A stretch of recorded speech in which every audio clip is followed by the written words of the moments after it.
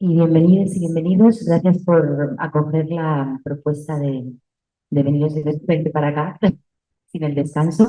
Y antes de que hagan las presentaciones, queríamos empezar trayendo un canto, eh, como que en la convivencia en el diálogo con plantas, que ya os contaré más adelante del proyecto. eh, el canto es un espacio de comunicación entre formas de vida, es un espacio de comunicación entre la planta y la humana. También lo traemos porque pensamos el canto como una forma de conocimiento, como espacio de invocación y de vocación, un activador de las cuerpas, una forma también de pedir permiso a este espacio para abrir este diálogo con las chicas de despatriarcalizar el archivo. Eh, También como para abrir el espacio y para generar un espacio común, como el canto como generador de un espacio común. No os voy a hacer cantar para la próxima. eh, sí, como que en ese diálogo las plantas, como que hemos ido viendo que el canto es tocador de lo sensible y queríamos como empezar con eso. Así que os quería pedir que cerrarais, y iba a decir las hojas, ya con los ojos, las cuerdas, las hojas, los ojos, perdón. El canto que voy a cantar, que no quería como que además ya lo habíamos hablado, lo tenía apuntado, que traigo es un ícaro, que es los ícaros son cantos que utilizan las curanderas, en este caso de las comunidades Shibo-Conibo y Quechua Lamisa de la Amazonía peruana, con las que he trabajado bastante, y los utilizan durante los trabajos rituales y ceremoniales y representan como el medio esencial de transmisión de una sabiduría y de la práctica curativa con plantas. Ay, me encanta que se me encendió hoy la música de abajo como ayer. Está bien, está bien. Vamos a invocar otra cosa. Te vamos a ganar. Y el ícaro que traigo es un ícaro que recibió Rosa Diode, que es una mujer de médico y curandera de Perú con la que trabajé allí y que falleció el año pasado. Entonces, como que también, bueno, como que este canto va a ser también una invocación de toda su sabiduría. Y los ícaros, estos cantos, te llegan a través de trabajo con plantas, o sea, no son de autoría humana, no sé si hay algo de autoría humana o de unilateral autoría, no sé cómo te diría, pero sí que son cantos que te llegan durante ceremonias o en diálogo con la ingesta de plantas. Y entonces el canto es como una co-creación entre la humana y la planta, y este canto es así. Y a mí me gusta mucho cuando los canto, siempre pienso que yo no lo canto, sino que el canto me canta, ¿no? Como que el canto me canta. Así que ahora sí, pegar las hojas.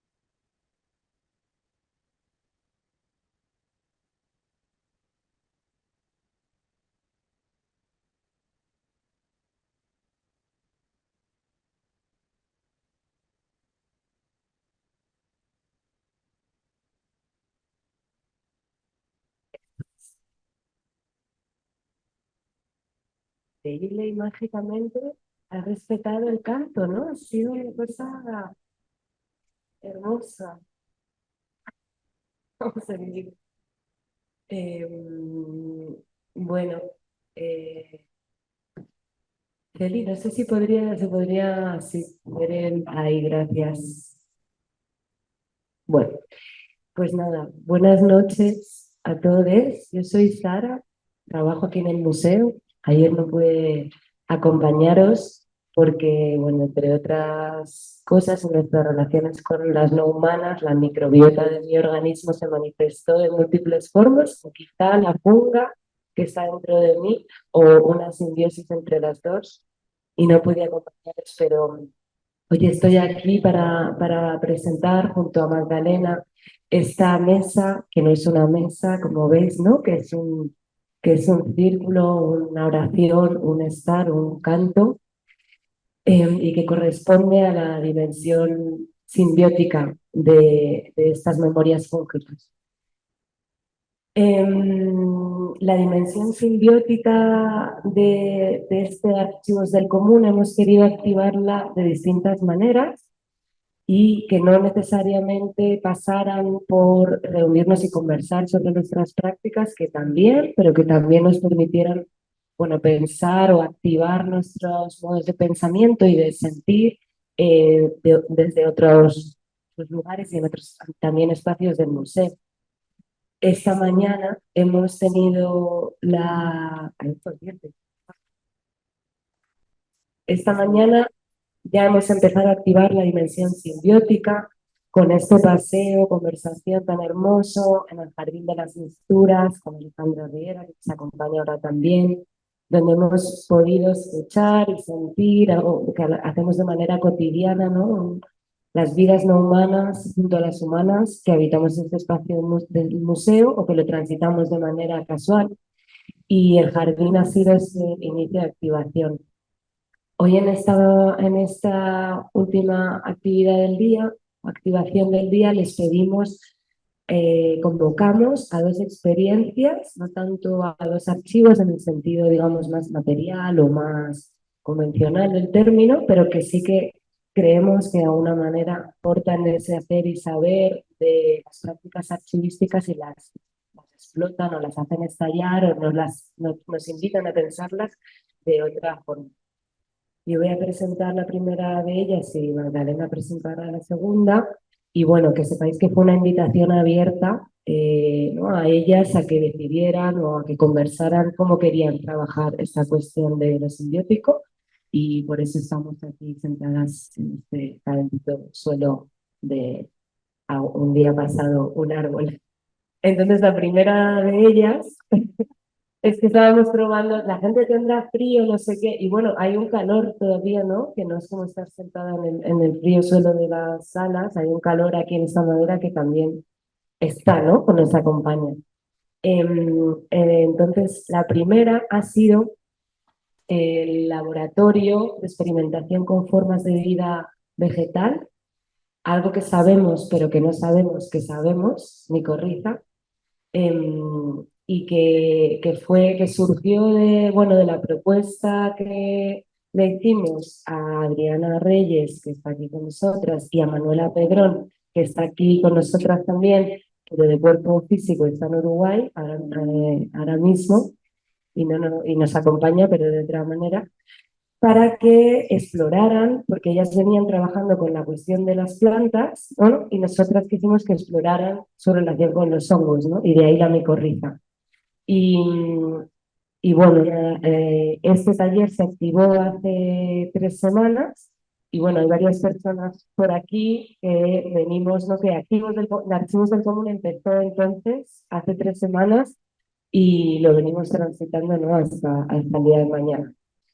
Eh, Nada, bueno, madre mía, solo decir que Adriana, bueno, ella es antropóloga, es artista, trabaja pues con la danza, con la coreografía, con todos, con una cantidad de saberes múltiples que vehicula de distintas maneras, pero más allá de la biografía al uso, me gustaría decir que es una persona muy sabia que acumula una cantidad de saber y que redistribuye entre todo su misterio.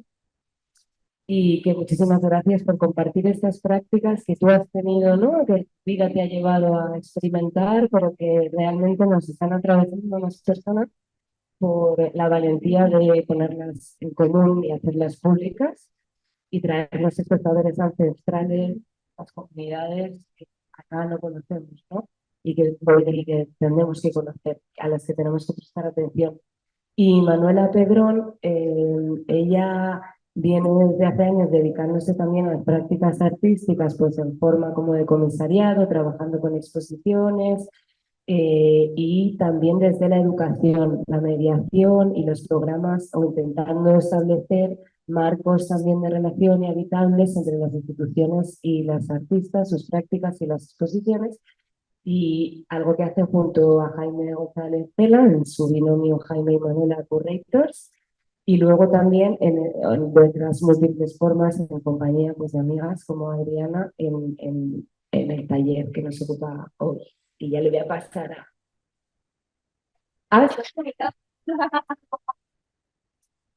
Tenía presente. Bueno, las compañeras del proyecto Despatriarcalizar el Archivo son Elba Peniche, que es historiadora del arte. Su proyecto de investigación y curaduría se centran en prácticas artísticas y fotografía en México, así como en archivos que documentan prácticas artísticas. Colabora en el Centro de Documentación Arqueya del MUAC, Museo Universitario de Arte Contemporáneo de México, y es profesora en la Escuela Nacional de Conservación, Restauración y Museografía Manuel del Castillo Negrete del Instituto Nacional de Antropología e Historia de México. Y Alejandra Bolaños es artista y archivista. Su trabajo parte de la idea de humedal en los archivos a partir de dibujos, textos, performance e instalaciones. Colabora con distintos acervos de arte contemporáneo como investigadora y catalogadora, tales como Nudo, M68, Museo Tamayo o El Iago. Además es miembro, bueno, de este proyecto de Patriarcalizar el Archivo desde el 2021, cofundadora de Bruma Laboratoria desde el 2019 y coordinadora del CENDOC del Museo Tamayo desde el 2018.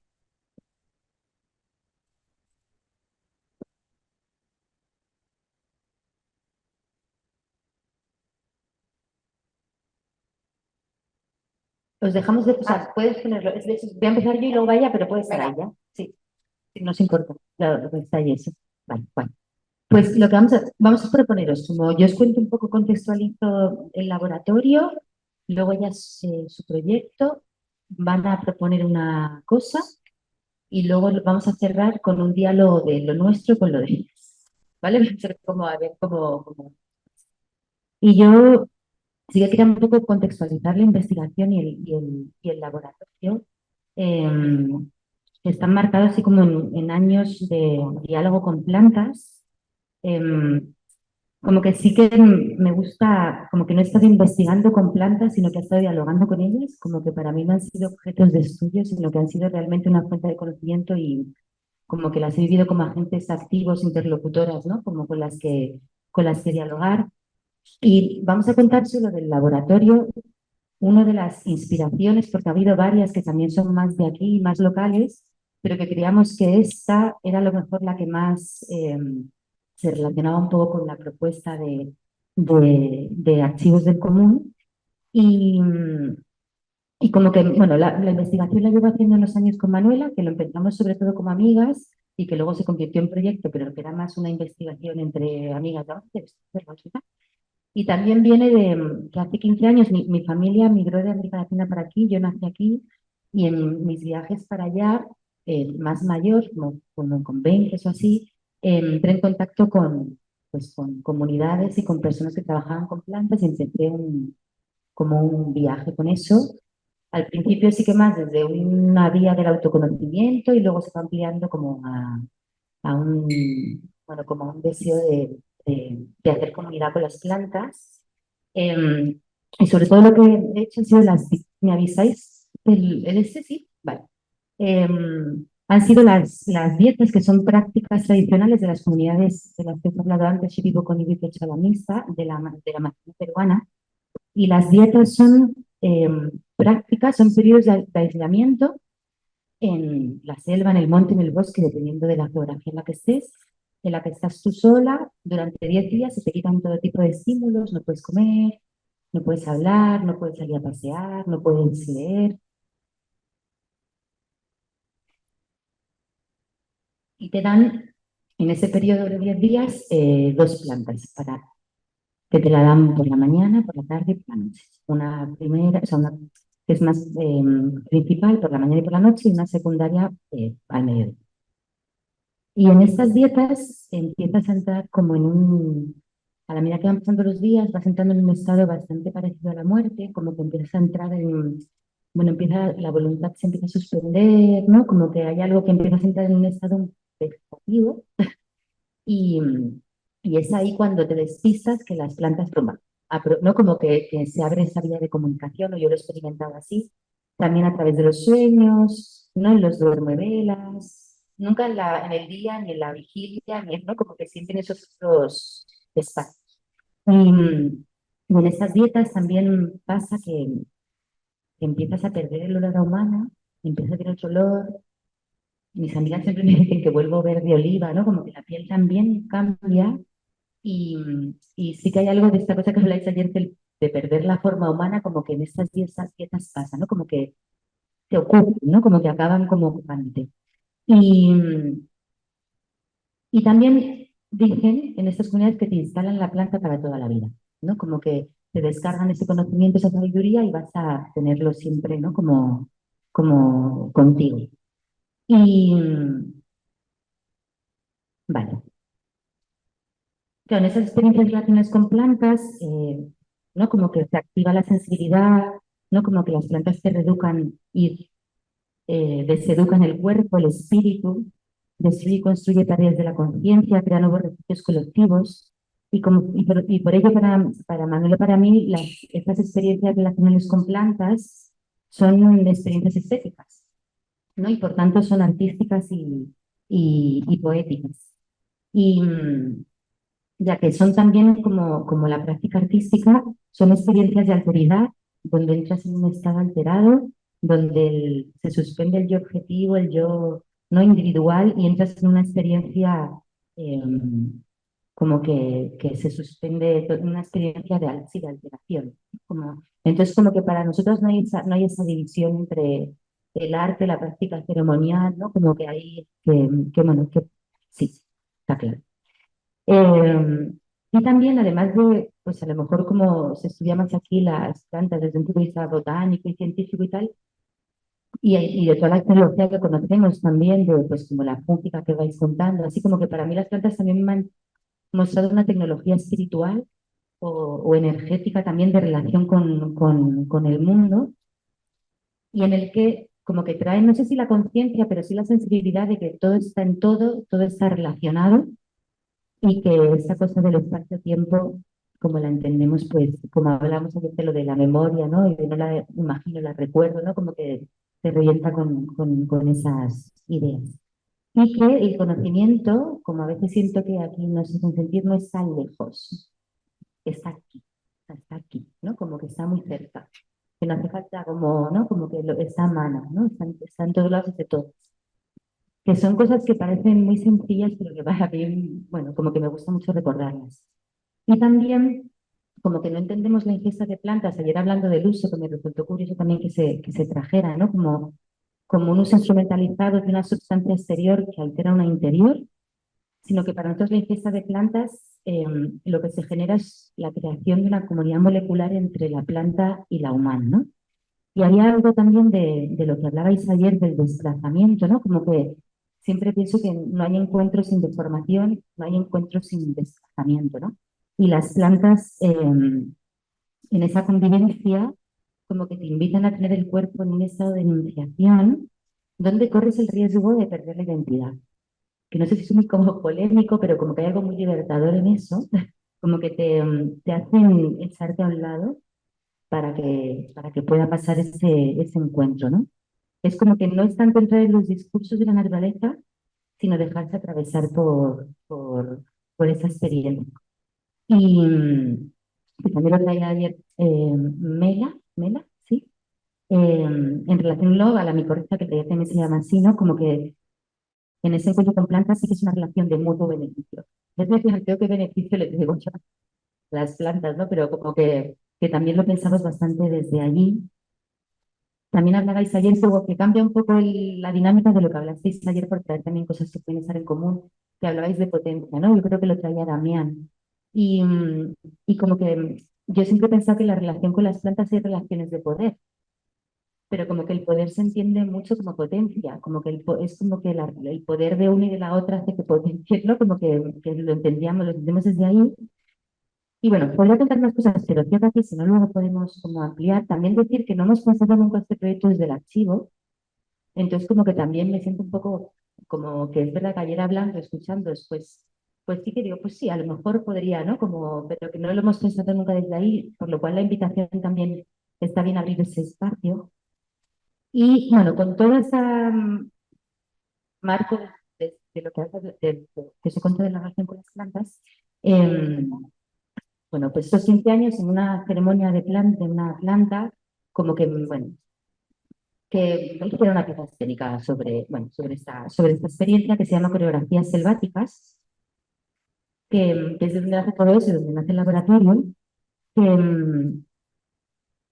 que es yo he hecho muchas de estas dietas, como, he hecho como 12 o 13 dietas, como que había una idea también de tener a las plantas dentro, y pensé como en hacer o proponer un libro de botánica en movimiento. Entonces la pieza bueno, genero como un rito y voy trayendo, voy como plantando cada planta en escena, ¿no? Voy como abriendo ese libro, pero en movimiento a través de cantos, de palabra, de danza. Y, y sí que es el único momento en el que a lo mejor lo del archivo, que sí que pensaba como la pieza, como un archivo vivo, eh, que se activaba cuando se hacía esa convocatoria a gente que viniera a ver la pieza, ¿no? Como que sí que lo vivía como un archivo de cada una de esas plantas que está en el cuerpo, que ayer también Damián hablaba como el archivo como bosque, yo pienso el cuerpo como archivo y en este caso el cuerpo como un bosque, ¿no? Como que la gente cuando ve la pieza siempre me decía, ¿pero dónde están las plantas? Porque se pensaba siempre que iba a venir, que iba a haber plantas en este, están aquí, ¿no? Como que están aquí dentro. Y, mm, vale, y también de algo que hablases ayer, que creo que me lo voy a apropiar, hablando de lo inapropiable, que no creo que lo dijerais desde ese lugar, pero que hay algo también de ese conocimiento que traen las plantas, que nunca se deja capturar un cierto misterio, ¿no? Como que hay algo con la muerte que está muy presente en el trabajo con las plantas y que hay que siempre dejar un espacio, hay algo que nunca se va a poder agarrar, ni capturar, ni y como que en la pieza, como que hay algo de siempre dejar ese espacio a esa otra cosa que no sabemos lo que es, ¿no? Aunque como el taller sepamos lo que es. Entonces, como que también quería traer el cuidar de ese misterio, el cultivarlo y bueno, el guardar silencio, ¿no? ¿Estoy bien? ¿Sí? Pues, para que haya también espacio. Y entonces con todo esto sí que una vez que hice la pieza en un festival me propusieron hacer un laboratorio de ingesta de plantas. También ayer hablabais, no me acuerdo quién, si era Fernanda, cinco, vale, sí, de, como de lo lento, es que no sé por qué lo traía, pero como que ese trabajo ha sido como de mucha lentitud, como de muchos años de cultivo, ¿no? Y como que cuando nos propusieron hacer un taller de ingesta de plantas que fuera de un día, nos parecía como que no tenía mucho sentido con la propia práctica. Entonces propusimos como 3 semanas de laboratorio que estaban por dentro del festival, ¿no? Como que atravesara todo el festival. Y que hubiera como un grupo de personas que estuviera conectada por una planta. Entonces el laboratorio, que en realidad es de la cajita, que luego se me para aquí, eh, sí está ahí. En realidad es como juntar, hay algo de que queríamos traer bastante eh, la noche, los sueños, la duermevela, el despiste, como el ritmo lento, como que hay algo del taller que no tiene como mucha afán de productividad. Es más, os proponemos un marco y una estructura y ahí ya cada una como que puede hacer el viaje, pero como que no es muy activo, no es muy de hacer, sino de dejarse hacer, ¿no? Como que hay algo con este trabajo todo el tiempo de abrir espacio para dejarse hacer. Y entonces propusimos 3 sesiones, hay una cajita donde hicimos como, bueno, como un herramientas y materiales para poder hacer esta práctica de hacer como una dieta en lo urbano, ¿no? Y poder abrir ese espacio. Entonces, hay como un baño de plantas, que son plantas del jardín de las misturas, que nos bañamos con esas plantas. También hay para hacer baño de sal. Luego hay como unos códigos QR en el que cada noche les pedíamos que escucharan un canto, un cuento, bueno, como para irnos a dormir todas con la misma pintura de lavanda que hicimos con aguardiente que hacían en el pueblo de Manuela, que es un poco ilegal porque no se puede, pero como que lo hicimos nosotras en Navidad, la lavanda la recogió la madre, la hicimos en una, bueno, como que la caja tiene como mucha, que Sara siempre dice que eso es un archivo, yo todavía como que no lo veo, pero como que ya lo... Y también hay un cuaderno de sueños para apuntar los sueños que vamos teniendo. Y, y bueno, como que la primera sesión contextualizamos, vimos los materiales y estuvimos propusimos tomar esa pintura de lavanda durante 3 semanas hasta que llegábamos aquí se abría este congreso, jornadas, perdona. No he dicho eso, no lo he dicho. Ya, es que el rey me trae estas palabras. Y, y entonces, bueno, pasé la primera noche, la primera día siempre el altar, como y por traer ya la manifiesta, como que la manifiesta están también, ¿no? Como que el altar lo traemos como memoria, porque lo poníamos todos los días, ¿no? Como que siempre fue un guardián, incluso, bueno, a respuesta. Hicimos otra propuesta por la noche, una noche, invitamos a José Ramón Hernández, un artista afrocubano, amigo nuestro, que trajo también desde espiritualidades afro como que hizo una noche de invocación a través del canto, también de las plantas y de diferentes prácticas. Y dormimos aquí, que dormimos aquí arriba, ¿no? En la sala de protocolo. Y el altar estuvo toda la noche, no apagamos las velas, lo cual también fue como que siempre os lo agradecí a las chicas de que, ay, perdón, eso no soy, ni es un congreso ni dejamos las velas encendidas. Hay que guardar el secreto, hay que guardar el secreto. Y, Y bueno, y en la última sesión compartimos la experiencia con, bueno, ya, luego si no me preguntáis dudas, te quiero dejar, porque si no voy a empezar a soltar cosas que no debo. Así que no, luego volvemos a eso. Perdona.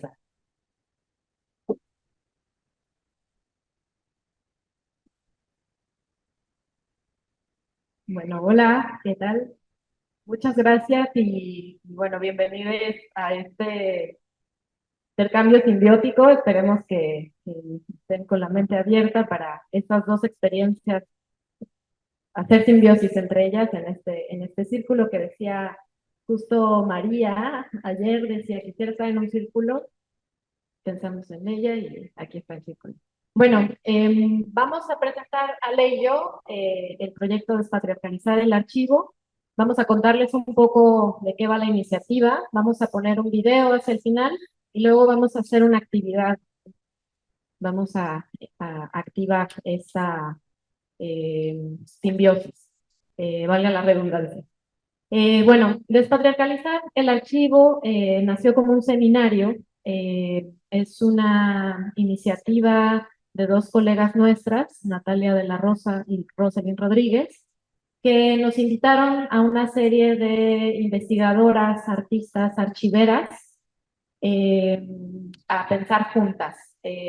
Todas de alguna manera tenemos algún interés, experiencia con archivos desde nuestras distintas prácticas y pues la invitación fue hacernos esta pregunta. Ellas y nosotras compartimos esta especie de incomodidad por pensar en los muchos sistemas hegemónicos que atraviesan las memorias y las formas de hacer archivo, y en particular el sistema patriarcal, ¿no? Entonces, un poco la primera intención era tratar de responder a la pregunta de cómo podríamos despatriarcalizar los archivos, las memorias. En particular, veíamos que estas estructuras patriarcales pueden ser visibles en las formas de construcción de relatos.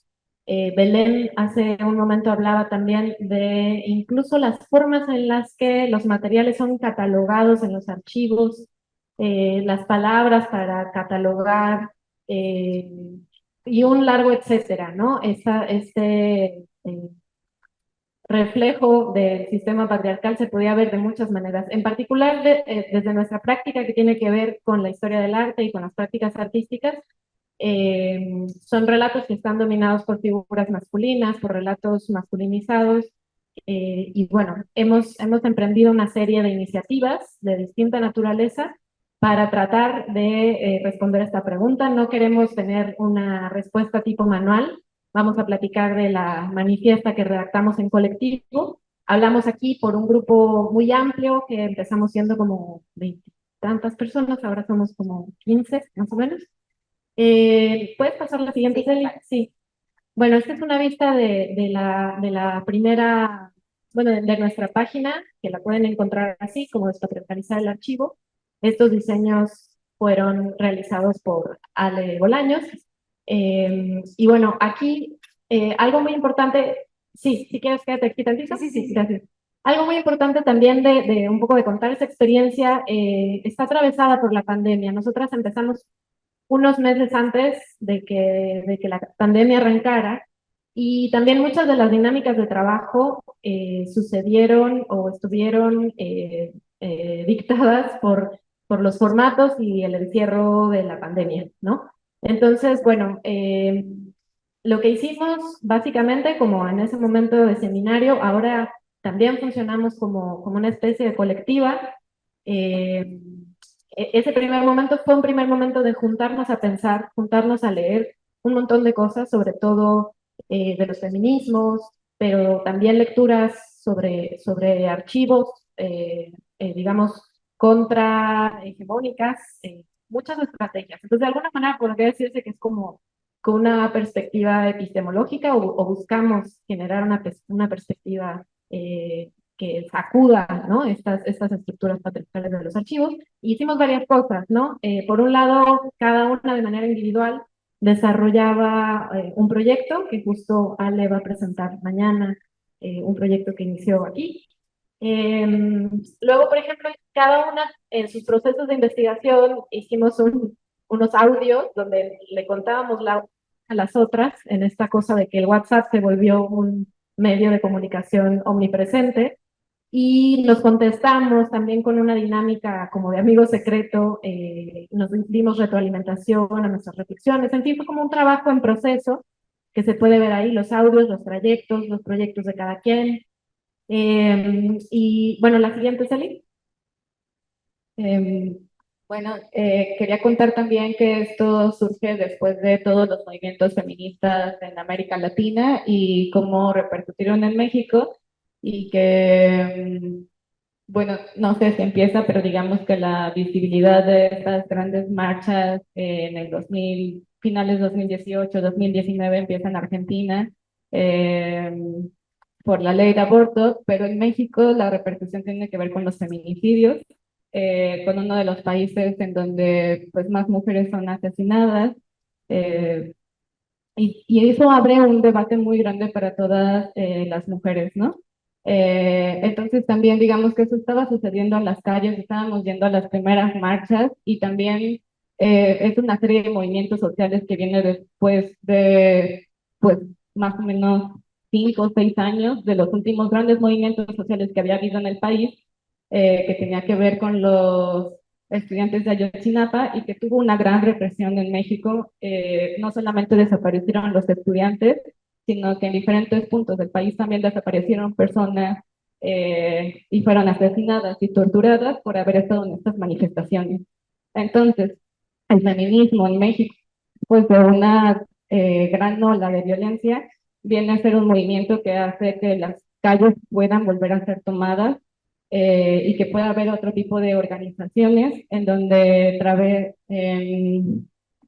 tal vez, diga, bueno, hay muchas muchos tipos de movilizaciones, porque también particularmente en la Ciudad de México estaba el bloque negro, ¿no? Que grafiteaba eh, las estatuas y todos los espacios patrimoniales, aunque es algo que también se termina replicando en todo el país, pero también empieza a aparecer la noción de cuidado y formas de organización que quizás tienen que ver con, pues no sé si propiamente con el feminismo, pero tal vez algo menos confrontativo, porque lo confrontativo había tenido un peso muy grande pues en el país. Y de ahí pues estábamos con todo este tipo de conversaciones, cada quien en sus propios espacios, en sus propias pues chambas, ¿no? Y la mayoría también con chambas institucionales situadas en la Ciudad de México y también desde la universidad pública y los museos. Y estando en estas marchas y en toda esta conversación, entonces, ¿qué pasaba en el día a día que seguía siendo muy patriarcal y en donde había una casi nula movilidad al respecto de estas conversaciones? Y entonces ahí fue que hacen este llamado Natalia y Rosalind y era muy potente. Y cuando llega la pandemia, pues son cosas que hemos platicado con Elba de lo profundo que fue, ¿no? O sea, como hubo eh, o sea, más allá de la amistad o de ser colegas o de tensiones incluso que podrían existir en un grupo tan amplio de mujeres y perspectivas también tan distintas, hubo una conexión muy profunda porque era un espacio necesario de diálogo y era un espacio de cómo trabajar después de haber vivido todas estas movilizaciones sociales. Sí, creo que en ese sentido también en este apunte de Ale sobre lo que ocurría también en las calles, me gustaría también mencionar muy brevemente a Restauradoras con Glitter, que es otro movimiento muy importante y que con las que coincidimos mucho también por una preocupación también por lo antes llamado patrimonial y que ellas renombraron como herencias culturales digamos, de todes, y cómo a partir de la utilización y la intervención en la calle se abrió esta pregunta fundamental de si lo que queremos conservar son los monumentos o las vidas de las mujeres, ¿no? Y ellas, siendo las profesionales de la restauración, fueron las que se atrevieron a hacer este llamado, ¿no? A conservar las vidas de las mujeres y no los monumentos. Fue también muy inspirador para nosotras y creo que coincidimos también en una preocupación por la memoria y por qué se conserva y cómo se conserva, ¿no? Pero bueno, un poco en nuestro encierro nos obligó a leer juntas, a desarrollar formas de lectura colectivas desde el claustro personal y la conexión que el Zoom nos permitía, los audios y todas estas formas de intercambio que mencionaba. Y estas son un poco las que ven ahora las salidas o las líneas por las que hemos estado expandiendo nuestro trabajo. Es muy lindo encontrar que ha habido muchos ecos, ¿no? Y digamos, no lo vemos como un éxito de la colectiva, sino como una necesidad muy generalizada por hablar y hacer esta pregunta, ¿no? Entonces, bueno, tenemos, sobre todo al principio teníamos estas líneas de investigación, se ha vuelto también presentaciones públicas no tanto o sea, sí de hablar del proyecto, pero también de generar lazos, de hacer intercambios. Han generado ya también publicaciones, tanto colectivas como individuales, exposiciones que ahora están en museos importantes de la Ciudad de México, teniendo lugar, lecturas sobre artistas mujeres en la historia del arte en México, en fin. Y ahora últimamente nos aventamos a hacer una propuesta pedagógica. Hemos hecho ya varios talleres.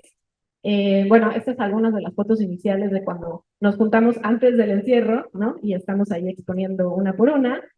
Y bueno, si quieres, Yaceli, puedes ir pasando las imágenes. Tenemos, bueno, ahí está justamente María Galindo, que es una de nuestras primeras lecturas, ¿no? Que tiene justamente un texto que va sobre, dice básicamente que no podemos descolonizar sin despatriarcalizar, ¿no? Entonces también reconocemos este concepto que viene de ella y a todas las mujeres que hemos leído tratamos de nombrarlas y tratamos también de recuperar los legados teóricos y críticos, ¿no? De todas estas lecturas que vamos haciendo. Y bueno, esta última es una propuesta pedagógica en el Museo Universitario de Arte Contemporáneo, que se llama Provocaciones para reimaginar el archivo, a partir de muchas líneas que también se han comentado aquí: la ficción, los afectos, eh, el cuerpo, la danza, en fin, digamos, no solamente la perspectiva despatriarcalizante, sino que también se ha abierto un poco. Bueno, yo pues también, bueno, como decía, como en un principio sí eran como casi todas situadas en la Ciudad de México, pero yo soy de una ciudad del sur de México y hace más o menos 3 años regresé a vivir allá, y entonces ha sido pues increíble como que también poder invitar a algunas compañeras que vayan para allá y que presenten la manifiesta. Una de las cosas que ha pasado es que se ha presentado múltiples veces.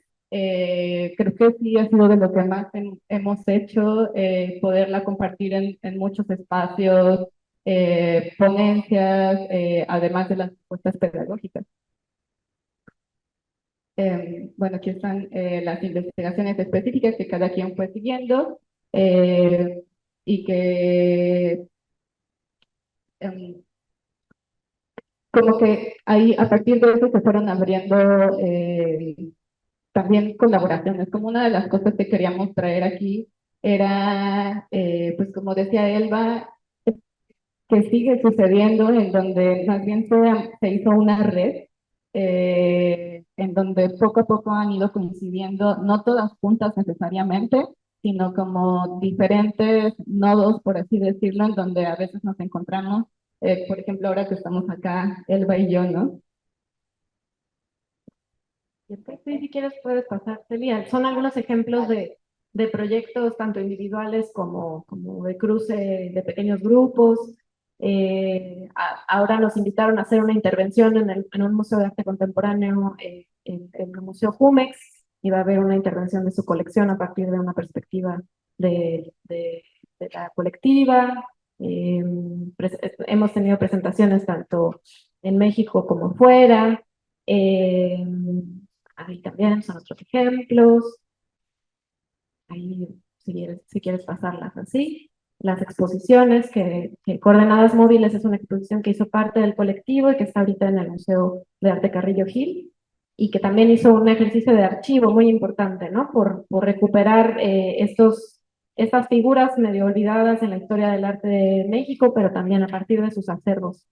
Bueno, bueno, esta pequeño mapa de las redes y derivas, si quieres la siguiente, Celi, es un poco un resumen de los distintos lugares y iniciativas que hemos estado emprendiendo, y ahí se puede ver cómo a veces estamos todas, a veces están algunas, en fin. Es también una cosa medio plástica la colectiva. Bueno, si quieres regresar tantito a lo otro, o sea, esto quizás es una imagen y van a ver los nombres ahí.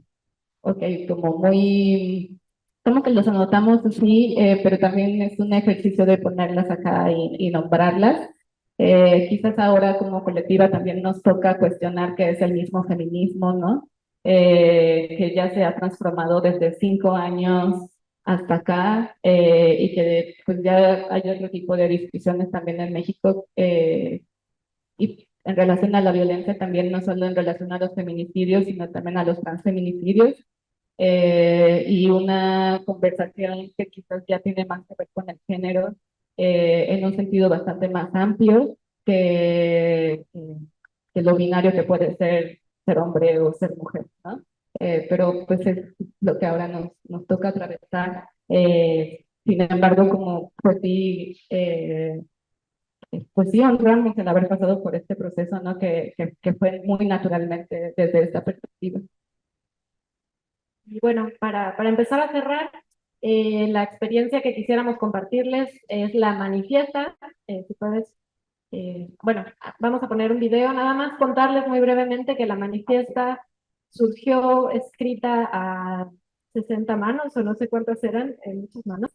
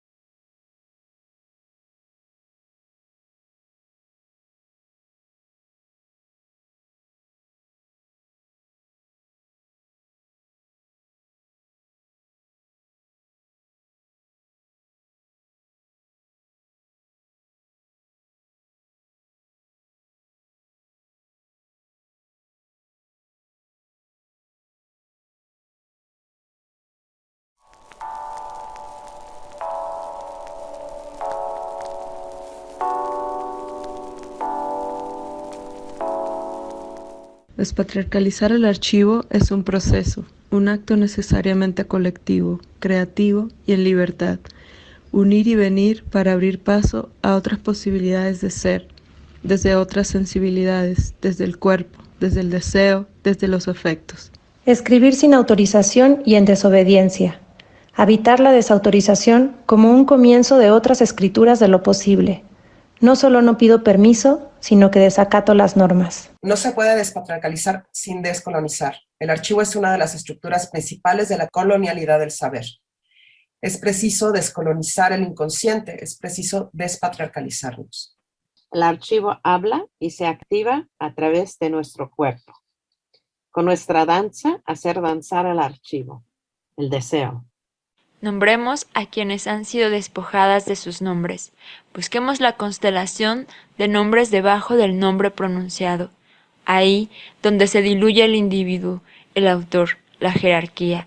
Descentrar, apagar la figura dominante.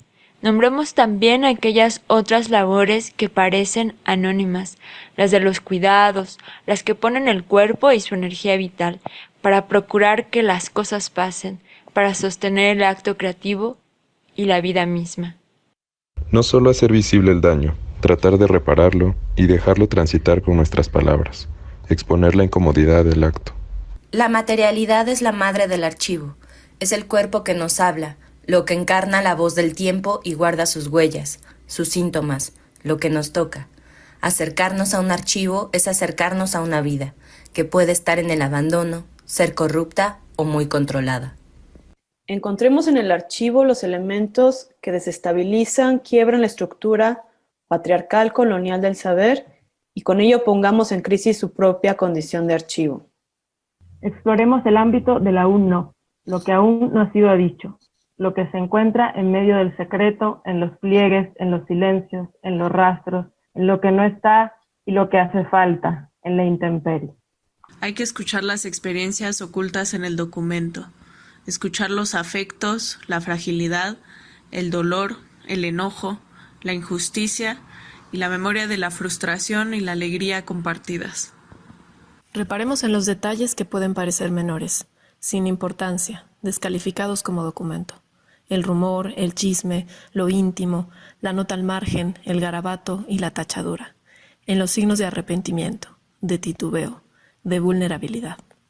Pensemos en otras formas de la memoria, las no institucionalizadas, como los archivos familiares, migrantes y domésticos, como lo que se guarda por mucho tiempo para acompañarnos, el archivo de las carteras, de los altares, de los separadores de libros, lo que guardamos en una cajita, el archivo como una casa, la casa como un archivo. Repensar, replantear, copiar, cortar, fragmentar, pegar, reescribir, reapropiar, imaginar, cuidar, ficcionar, intuir, inventar, empatizar.